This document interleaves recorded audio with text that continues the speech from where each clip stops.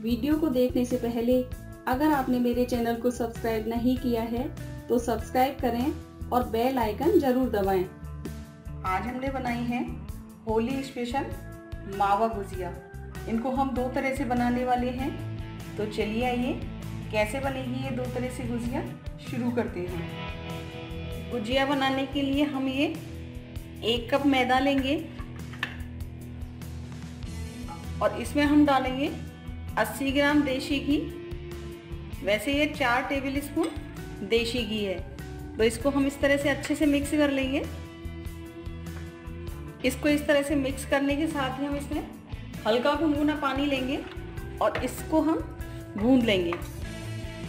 पानी हम एक साथ ज़्यादा नहीं डालेंगे, इसमें बिल्कुल बहुत कम पानी लगेगा, तो पानी आप ध्यान से डालें। ये डो को हमने इस तरह से लगाकर तैयार कर लिया है और ये बिल्कुल सॉफ्ट लगाया है। इसको हम किसी साफ सूती कपड़े से ढककर रख देंगे और इसके लिए हम अब स्टफिंग बनाएंगे। स्टफिंग के लिए हम ये 125 ग्राम सूजी लेंगे और इसको हम हल्का ब्राउन होने तक सेकेंगे।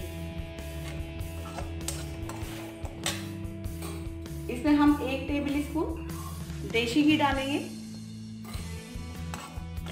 और इस तरह से इसको लो फ्लेम पर सेक लेंगे। ये सूजी को हमने इस तरह से हल्का ब्राउन होने तक सेका है। अब इसको हम किसी बाउल में निकालेंगे। इसके साथ ही हमने ये 250 ग्राम मावा लिया है, इसको हम हल्का सा भूनेंगे।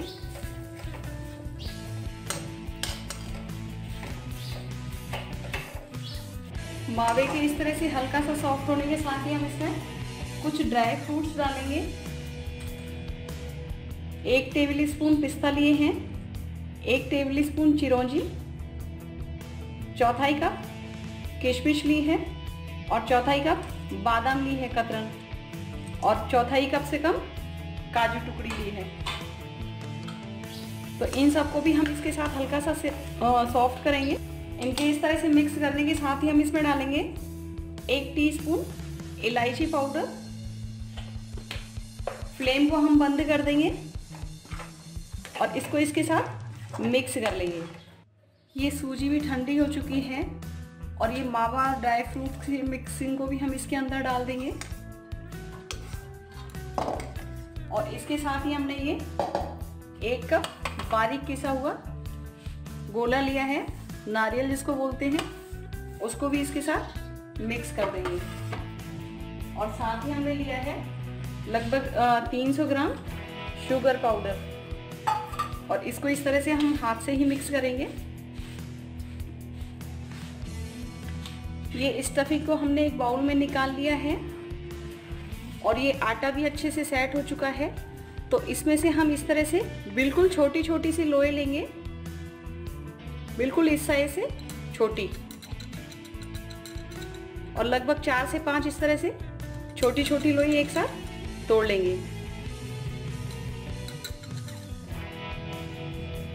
इनको हम बेलेंगे।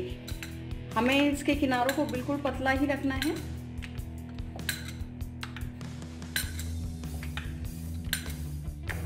और 4 से 5 इस तरह से पूरी बेलने के साथ ही हम एक साइड में रख लेंगे। पूरी को हमने इस तरह से बेल लिया है और एक बाउल में हम मैदा रखेंगे और उसको इस तरह से इसमें लगाएंगे।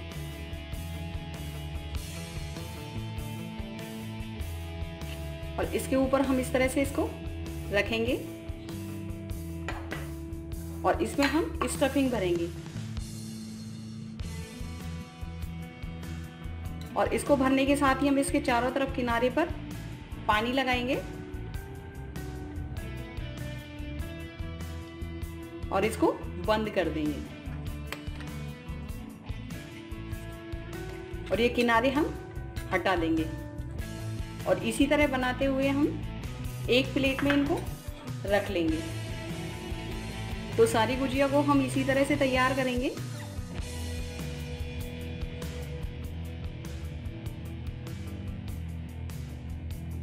हम स्टफिंग इस तरह से डालें कि ये किनारे तक ना आने पाए।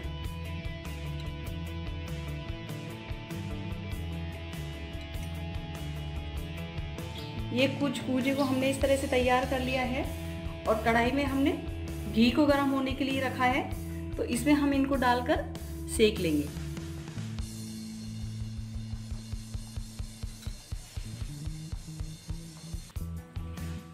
इनको हम बिल्कुल हल्के हाथ से डालेंगे, बिल्कुल इस तरह से सीधे की सीधे।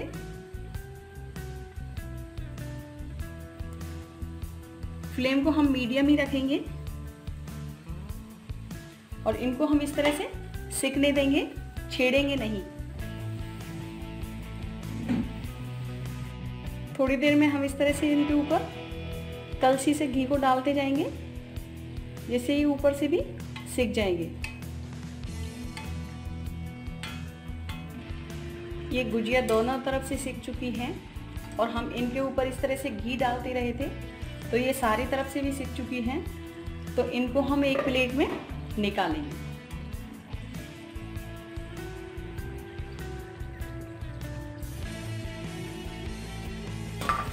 तो बाकी बचे हुए गुजिया भी हम इसी प्रकार सावधानी से तैयार करेंगे। ये गुजिया को हमने इस तरह से बनाकर तैयार कर लिया है। अब इनमें से कुछ गुजिया पर हम चाशनी लगाना चाहेंगे, तो चलिए आइए हम चाशनी बनाना शुरू करते हैं। चाशनी बनाने के लिए हम एक बर्तन लेंगे, उसमें चौथाई कप पानी डालेंगे और आधा कप चीनी डालेंगे। चीनी के घुलने तक हम इसको इस तरह से लगातार चलाएंगे और इसकी चाशनी तैयार करेंगे। 5 से 7 मिनट के अंदर ये चाशनी बनकर तैयार हो चुकी है।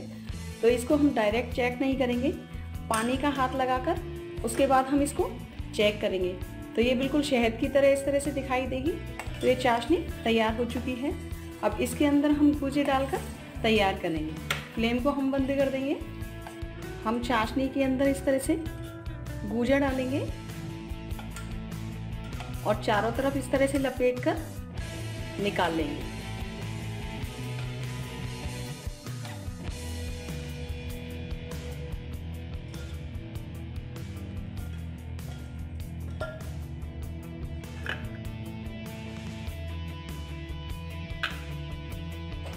तो इसी प्रकार हम कुछ गुजिया को तैयार कर लेंगे। तो ये आपने देखा, हमने ये चाशनी वाले और बिना चाशनी वाली गुजिया बनाकर तैयार की है। अगर आपको ये रेसिपी पसंद आए तो प्लीज़ वीडियो को लाइक और शेयर करना ना भूलें।